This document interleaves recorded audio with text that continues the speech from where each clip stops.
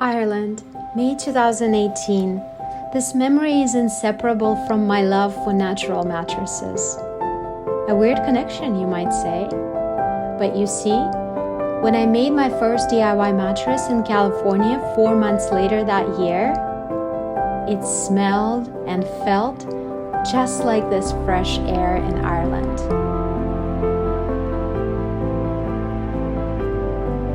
Like those green pastures, like those happy sheep.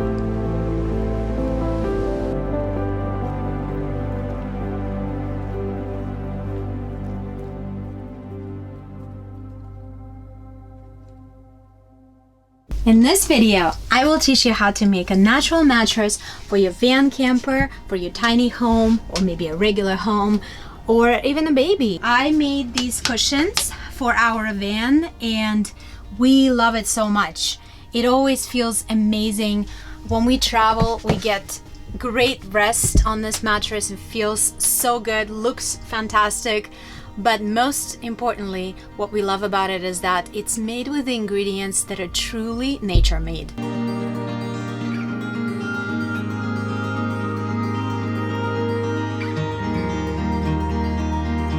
Sleep and sleeping environment is extremely important. We spend like a third of our life sleeping. And sleep is a mechanism that was invented by nature to help you to recover, to rest, to file away your memories. So sleep is a really, really important process.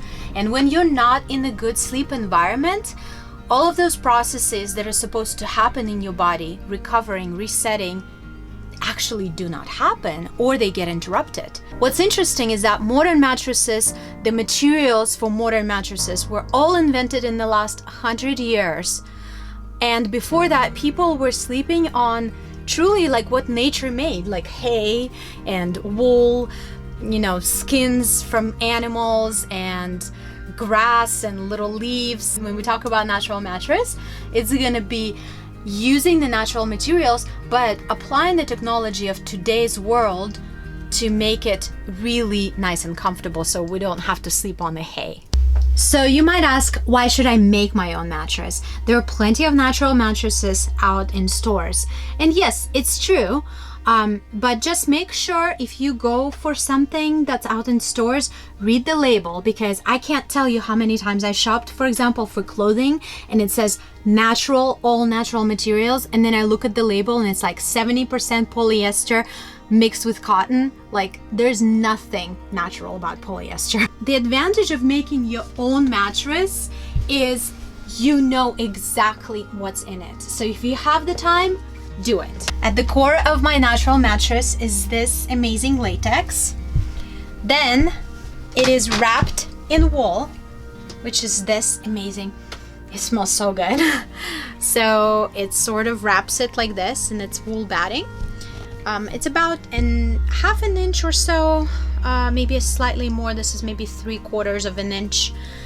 And then it's covered with inner casing, ticking. So it's usually either waterproof cotton jersey is what I used in the last one, or it could be just a regular organic cotton. In this one I used cotton muslin, and you can kind of see it right here. And then on the outside, of course, you pick your fabric, but I recommend going with something natural again, maybe durable cotton canvas. This is duck canvas, or you could go with wool. So step number 1 in making your own mattress is cutting latex to size. Well, of course, you need to pick the firmness of latex that you like. Then you cut it to size depending on where it's gonna go. We got a king size slab and we cut it into 5 pieces. Sometimes you might have like little imperfections, but it's okay because you're gonna be wrapping it in wool.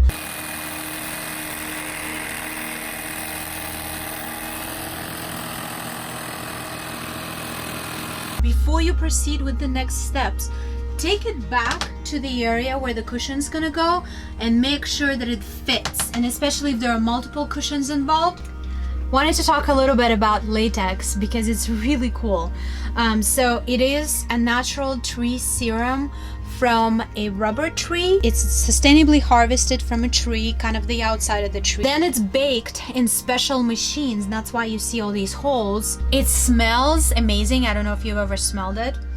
Like, for some reason, it smells like milk to me. It is naturally biodegradable. It regulates temperature really well. It's antifungal, antibacterial. It will resist mold. It will resist dust mites, because mattresses usually have a bunch of dust mites without us realizing that. It will not off gas because it is a natural material, not synthetic. People say that they are allergic to latex. Here's the thing, they're usually allergic to additives that are being added here. So it's usually pesticides, added chemicals, fertilizers. So basically anytime when it's not just clean latex, it refers to the way that the latex is processed. That's how you might be allergic to it.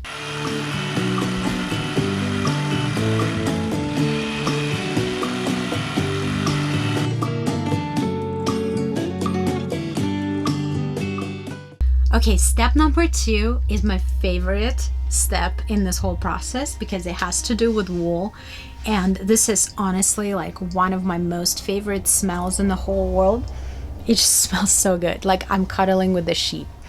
So wool is naturally fire resistant because it contains lanolin and nitrogen, and so they basically have an ability to extinguish themselves. Also, it's really smart in how it regulates temperature. We talked about it a little bit already. It is amazing because when you sleep on it, it actually has the ability to slow down your heart rate and calm you down.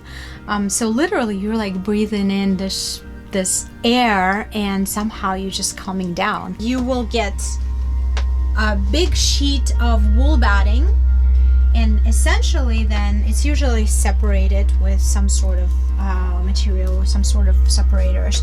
But pretend like this is a big sheet, and then what you're doing is you're going to be wrapping your cushion all around, and actually used it on the sides as well. And then wherever it ends, you can gently rip and sort of connect this like that, or you can cut it with scissors too. But the fibers of wool are super stretchy, and you can make it nice and stretch it in different directions. And so when you have a final wrapped cushion, just kind of stretch it around and move it around just so it's lump free and it's as smooth as possible. And when you make that, you'll just want to do this and then fall asleep.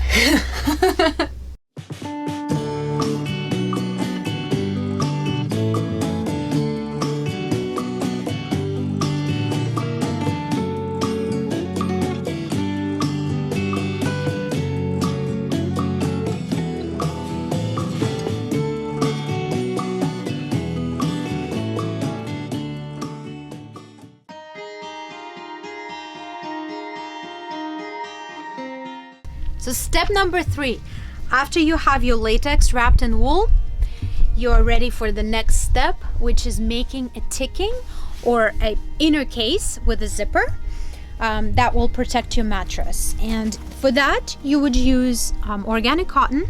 I use something that's GOTS certified, which is Global Organic Textile Standard. I highly recommend that. Or you can use, if you're going to be traveling, or if your cushion is going to be in more humid environment and you want to protect it, then maybe use a waterproof cotton jersey, which is, I'll put a link down in the video. But this is something very interesting because it actually uses organic jersey cotton, but it has food grade polyethylene in here that sort of like gives it a waterproof effect, and it's really nice to protect your latex, because even though it is mold resistant, but if you are in the environment where it's going to be extra humid and extra moist, you definitely want to take care of it.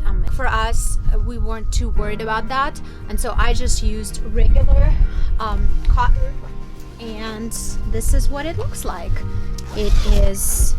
This is actually muslin cotton, and underneath this is the latex wrapped in wool.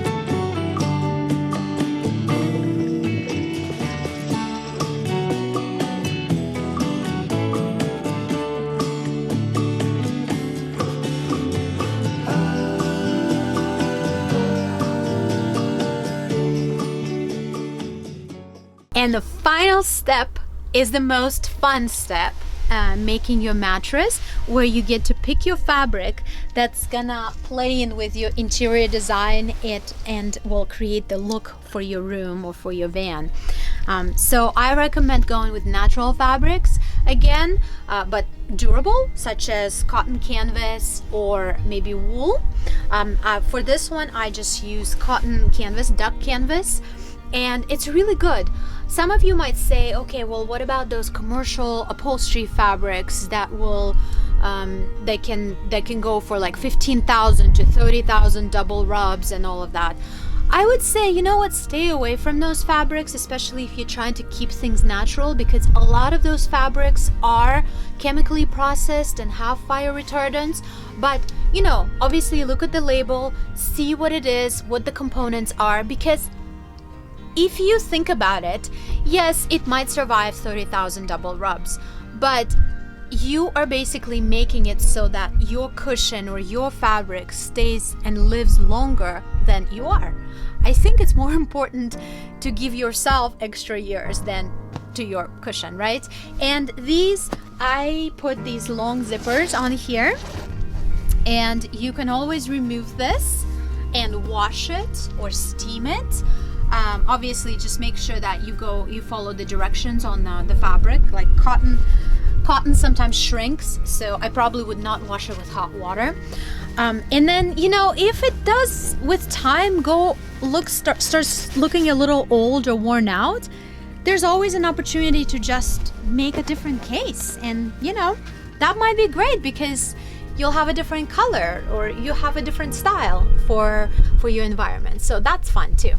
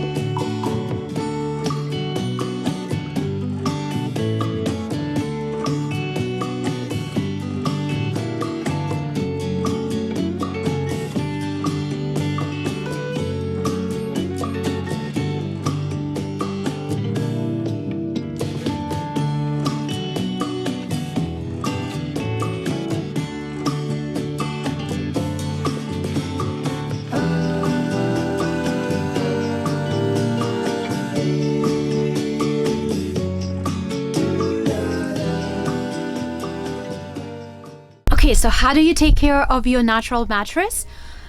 You just let it breathe. You might want to periodically flip it in different directions, upside down, sideways, and just sort of rotate it and let it breathe, right? So this one, I'm just gonna flip it like this. If there's moisture, take care of it or watch it, or prevent moisture in your environment. What's important to remember is that this is a natural and biodegradable material, and when it's biodegradable, that means that it will start to break down at some point. The life of a natural latex is 15 years. However, if you put it in bad environment, it might actually start to break down. So remember that, because when you are comparing it to the modern mattresses made of foam that has a life of forever, which will never break down, right? The plastics, they don't ever break down. So this is alive, and if you take care of it, it will take care of you. Thank you so much for watching. I hope it was helpful, and if you have any questions, do not hesitate to reach out.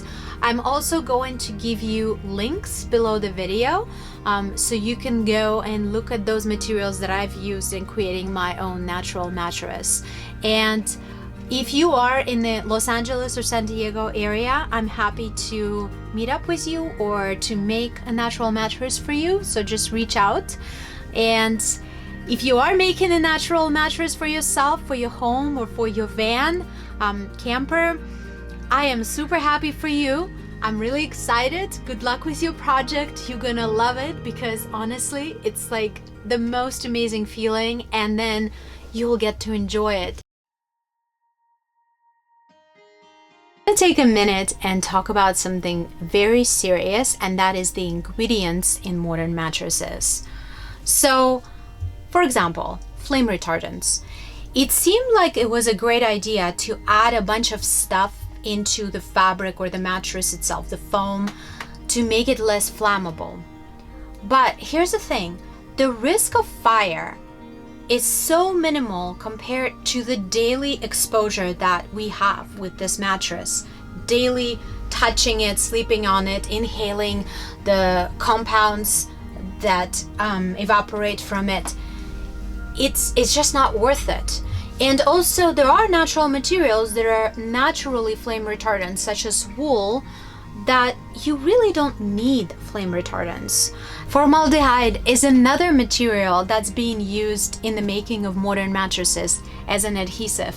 And what's important is that when you sleep on mattresses like that, your body heats it up and it turns into VOCs, volatile organic compounds, that will go into your indoor air. It irritates lungs, it irritates your whole body, and it causes inflammatory processes. Foam mattresses are made of polyurethane, which is highly toxic. It's petroleum based, and it is very, very bad for your body.